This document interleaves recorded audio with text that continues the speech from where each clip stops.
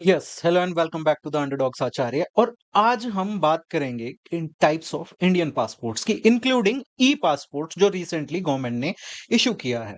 और ये हमारे जीएस 2 और जीएस 3 के सिलेबस के अंडर आता है। बट अब तुम कहोगे कि हमें तो नहीं लगता भाई पासपोर्ट के बारे में यूपीएससी क्वेश्चन पूछेगी, तो तुम्हें एक एग्जांपल दिखाता हूं मैं।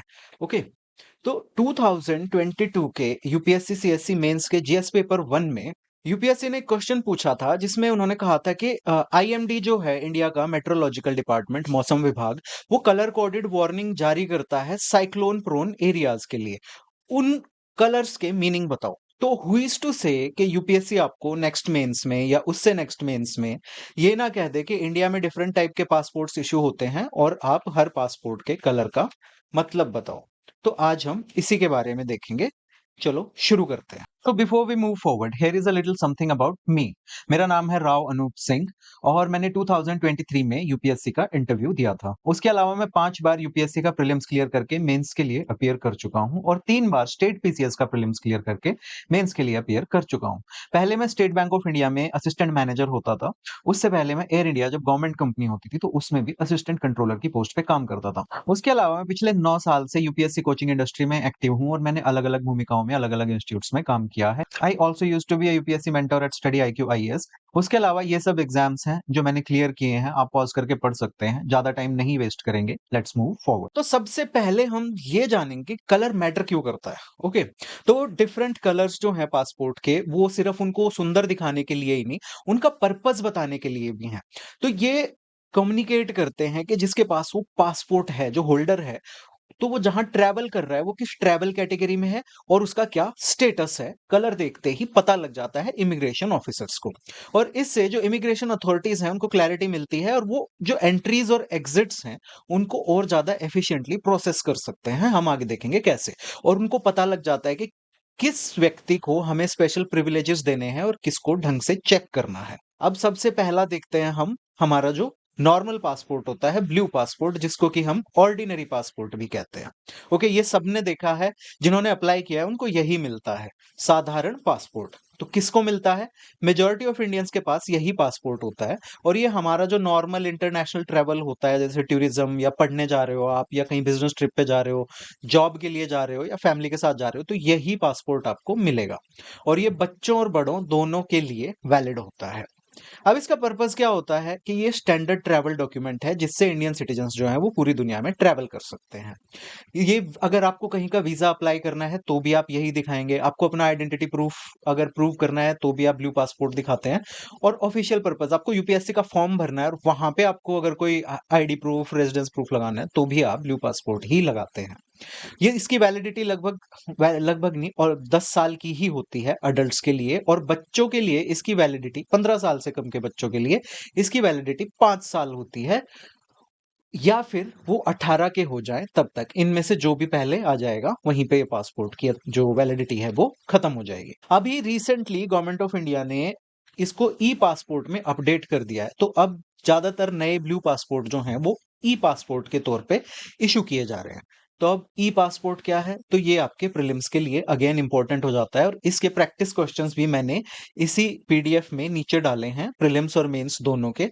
आप इसको डाउनलोड करके देख सकते हैं, जो मैं अपने टेलीग्राम चैनल का लिंक डिस्क्रिप्शन में दूंगा वहां पे। ओके, तो ई पासपोर्ट जो होता है ना, वो आपका नॉर्मल पासपोर्ट ही होता है, बट उसके अंदर एक RFID चिप भी लगा दी होती है, चिप एंड एंटीना। ये जो डेफिनेशन है ये मैंने सीधी मिनिस्ट्री ऑफ एक्सटर्नल अफेयर्स की वेबसाइट से ही ली है।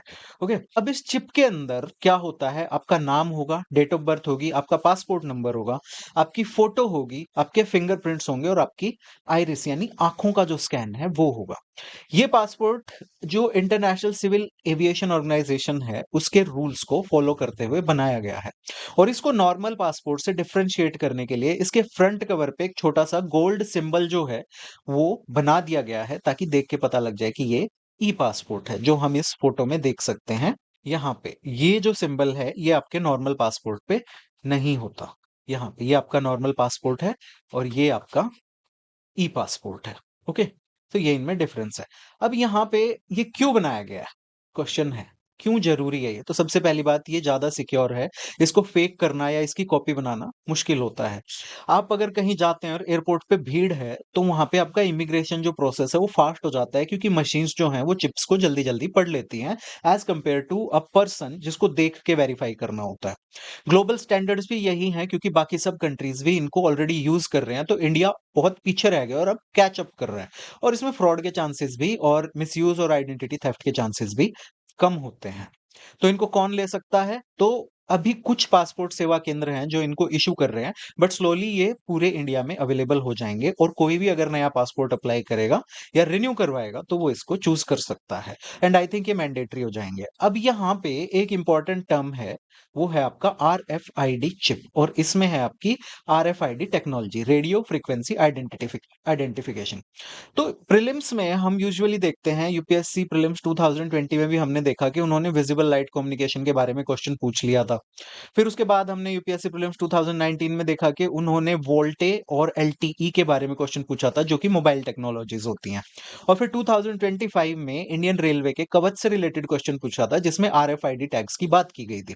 सो ये साइंस एंड टेक का पार्ट हो गया वैसे तो, बट आई वुड सजेस्ट कि आप आरएफआईडी को पढ़ लो, और आपसे हो सकता है उसमें एक स्टेटमेंट दे दे कि ये पासपोर्ट्स में यूज होती है। आंध्र प्रदेश एपीपीसीएस जो होता है, उसने भी 2022 में आरएफआईडी पे क्वेश्चन पूछा हुआ है। तो आप अपनी घटना चक्र से या टेक्स्ट बुक पे अगर आपने सब्सक्रिप्शन लिया हुआ है या कहीं भी लिया हो, तो आप वहां पे वो क्वेश्चन देख सकते हैं। हो सकता है सीधा का सीधा वही क्वेश्चन ही आपका उठा के यहाँ पे डाल दिया जाए। अब ब्लू पासपोर्ट के बाद हम दूसरा पहले देखेंगे, मरून पासपोर्ट जो होता है हमारा, जिसको हम डिप्लोमेटिक, मैंने कलर कोडिंग भी यही की हुई है, ब्लू के लिए ब्लू, व्हाइट के लिए व्हाइट, ऑरेंज के लिए ऑरेंज और मरून के लिए मरून, ताकि पढ़ते टाइम भी आपको समझ आ जाए कि हम कौन से पासपोर्ट की बात कर रहे हैं। तो मरून पासपोर्ट होता है, वो दिखने में ऐसा होता है, ओके, उस पे लिखा होता है डिप्लोमेटिक पासपोर्ट, नॉर्मल पासपोर्ट नहीं है ये।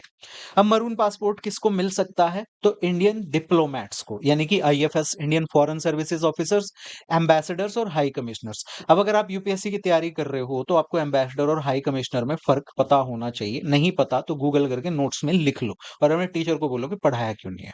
ओके। या दूसरा ये किसको मिलता है? एक तो इन लोगों को, दूसरा हाई रैंकिंग गवर्नमेंट ऑफिशियल्स जो कि डिप्लोमेटिक असाइनमेंट्स पे इंडिया से बाहर जा रहे हैं। ओके। तीसरा, मेंबर ऑफ पार्लियामेंट्स, जब वो अपनी ऑफिशियल कैपेसिटी में इंडिया से बाहर ट्रैवल करते, तो अभी ऑपरेशन सिंदूर के बाद आपने देखा कि एमपीज की डेलीगेशंस गई थी अलग अलग कंट्रीज में इंडिया का स्टैंड प्रेजेंट करने के लिए। तो मोस्ट प्रोबेबली उन सब के पास मरून पासपोर्ट्स थे। और इसके अलावा जो इंडियन एम्बेसडर्स हैं, डिप्लोमेट्स हैं, आईएफएस ऑफिसर्स हैं, जब उनकी पोस्टिंग कहीं दूसरे देश में होती है, तो उनकी वाइफ और उनके बच्चों को भी रेड पासपोर्ट दिया जाता है। अब इसका पर्पस होता है, तो इसके प्रिविलेजेस और बेनिफिट्स अलग होते हैं और बहुत स्पेशल होते हैं एज कंपेयर टू जो बाकी इंडिया के पासपोर्ट हमसे। सबसे पहला तो फास्ट इमिग्रेशन, यानी कि आप एयरपोर्ट पे जाओगे, अपना रेड पासपोर्ट दिखाओगे, तो कई एयरपोर्ट्स पे तो स्पेशल काउंटर्स बने होते हैं, जहां नहीं होते वहां पासपोर्ट दिखाने में आपको फटाफट वहां पे इमिग्रेशन प्रोसेस हो जाता है। दूसरा, आपको वीजा बहुत आराम से मिल जाता है और बहुत फास्ट मिल जाता है।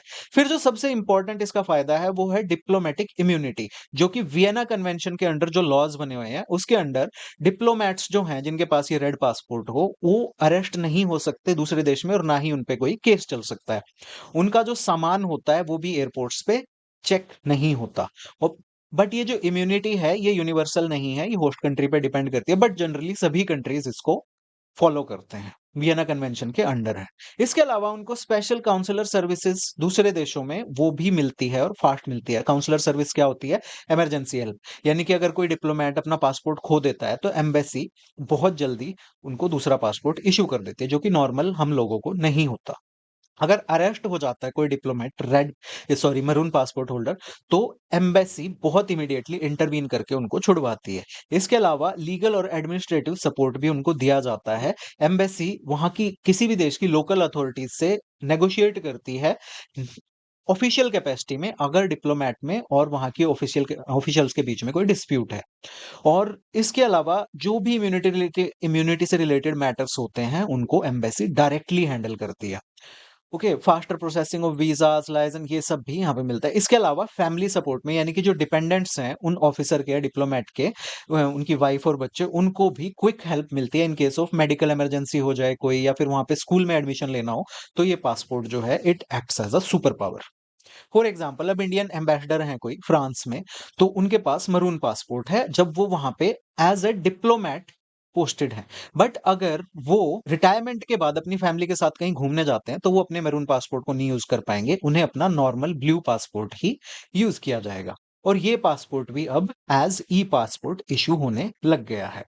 अब हम देखते हैं व्हाइट पासपोर्ट। ओके, जिसको कि सर्विस पासपोर्ट भी कहा जाता है। तो ये दिखने में ऐसा होता है, ऑफिशियल पासपोर्ट इस पे लिखा होता है। ओके, एंड इसका कलर व्हाइट होता है। तो सबसे पहले हु गेट्स इट? तो ये गवर्नमेंट ऑफ इंडिया के ऑफिशियल्स को, अफसरों को, सिविल सर्वेंट्स को और कभी कभी डिफेंस वाले ऑफिसर्स को भी दिया जाता है। बट कब? जब वो सरकारी काम से बाहर जा रहे हो। ऐसा नहीं है कि हाँ, वो अपने पर्सनल काम पे छुट्टियाँ मनाने या अपने किसी प्राइवेट बिज़नेस से जा रहे हैं और वो अपना व्हाइट पासपोर्ट लेके जाएँगे, नो। उस टाइम वो अपना ब्लू पासपोर्ट यूज़ करेंगे, बट अगर वो सरकारी काम से बाहर जा रहे हैं, तो वो व्हाइट पासपोर्ट यूज़ करेंगे। अब इसको लेने के लिए एक अलग से पासपोर्ट एप्लीकेशन फॉर्म होता है, जिस पे कि वो जो ऑफिसर है, वो जिस भी मिनिस्ट्री या डिपार्टमेंट में अभी काम कर रहे हैं, उनकी तरफ से लेटर इश्यू होना चाहिए, तभी ये पासपोर्ट उनको इश्यू किया जाएगा। ये पासपोर्ट लेने के लिए उन्हें फॉर एग्जांपल इंडियन ऑफिसर है, उनको यूएसए जाना है किसी मीटिंग में, किसी कॉन्फ्रेंस में, तो वो ऑर्डर भी उन्हें इसके साथ लगाना पड़ेगा और उसके साथ अपना सर्विस आइडेंटिटी कार्ड और जो नॉर्मल पासपोर्ट है उसकी कॉपी और पासपोर्ट साइज फोटोग्राफ। यहाँ पे जनरली पुलिस वेरिफिकेशन नहीं होती है और वो मैरून पासपोर्ट में भी नहीं होती है। ओके, क्योंकि ये ऑलरेडी गवर्नमेंट ऑफिसर्स हैं। तो इसका purpose strictly official foreign visits के लिए होता है, जैसे कोई इंटरनेशनल मीटिंग है, कोई कॉन्फ्रेंस है, ट्रेनिंग प्रोग्राम है, कोई नेगोशिएशंस चल रही है इंडिया की, या फिर इंडिया को किसी तरह से फॉरेन कंट्रीज में रिप्रेजेंट किया जा रहा है। तो ये फॉरेन अथॉरिटीज को शो करता है कि जिस व्यक्ति के पास ये पासपोर्ट है वो इस समय सरकारी ड्यूटी पे है, वो गवर्नमेंट का रिप्रेजेंटेटिव है। तो इसका व्हाइट कलर क्यों है? ताकि ये इमीडिएटली इमिग्रेशन ऑफिसर्स जो इंडिया में हैं, वो भी जहां से वो ऑफिसर जा रहे हैं और जहां पे वो लैंड कर रहे हैं, वहां पे भी देख के समझ आ जाए कि ये सर्विस पासपोर्ट होल्डर हैं और ये गवर्नमेंट के काम से आए हैं। Okay, so he is already a verified person. उसके अलावा इसमें प्रिविलेजेस जो होती हैं, वो सिर्फ इतना होता है कि इमिग्रेशन काउंटर्स पे फास्ट प्रोसेसिंग हो जाती है।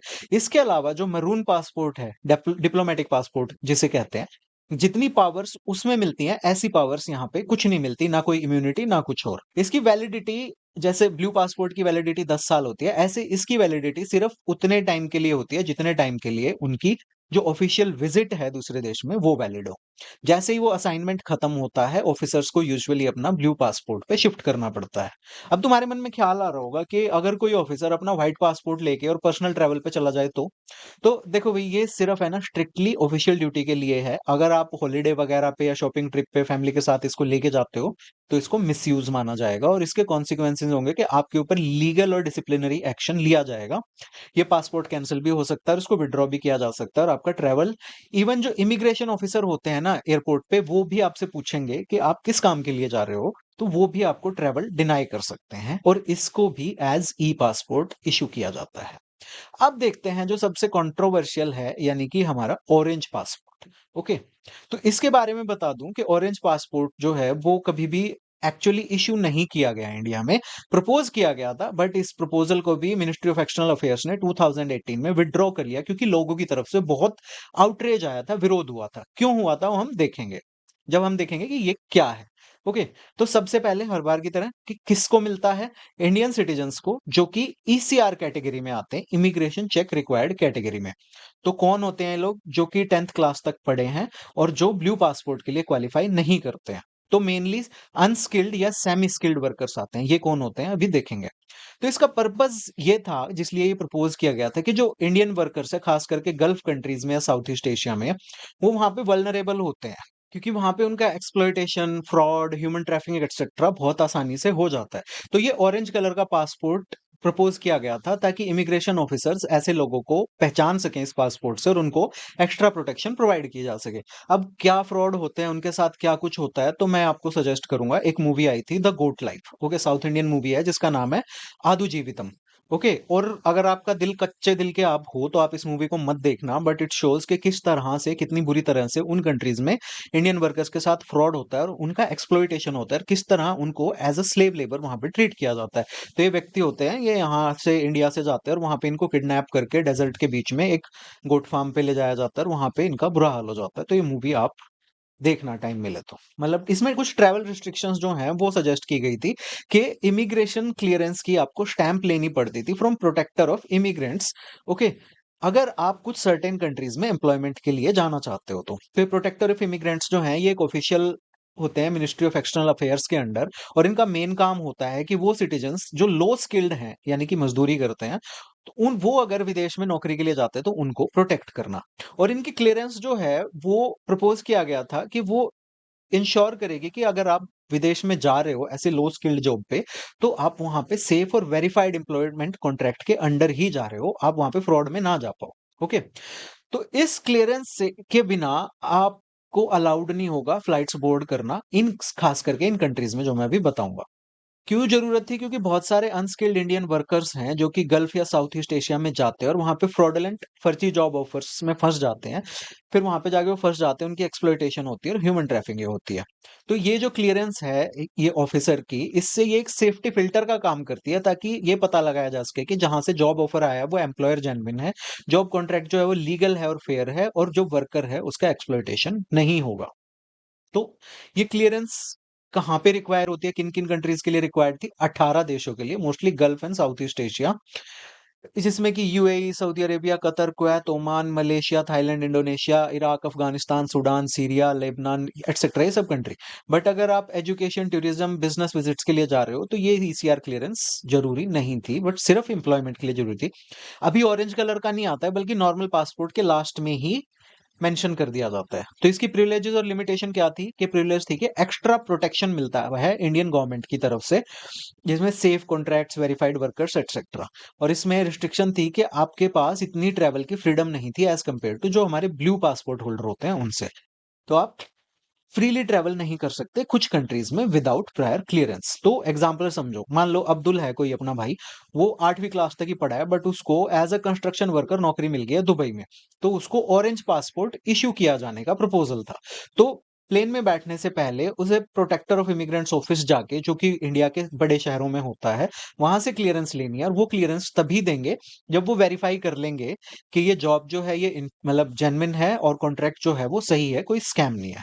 ऑन द अदर हैंड, अगर कोई इंसान है जो ग्रेजुएट है तो उसको ब्लू पासपोर्ट मिलेगा और वो कहीं पे भी विदाउट ऐसी इमिग्रेशन क्लियरेंस के ट्रैवल कर सकते हैं। ओके, तो ये तो थे हमारे सारे टाइप के पासपोर्ट्स। अब इसके मैंने आपको दिए हैं prelims questions and main questions.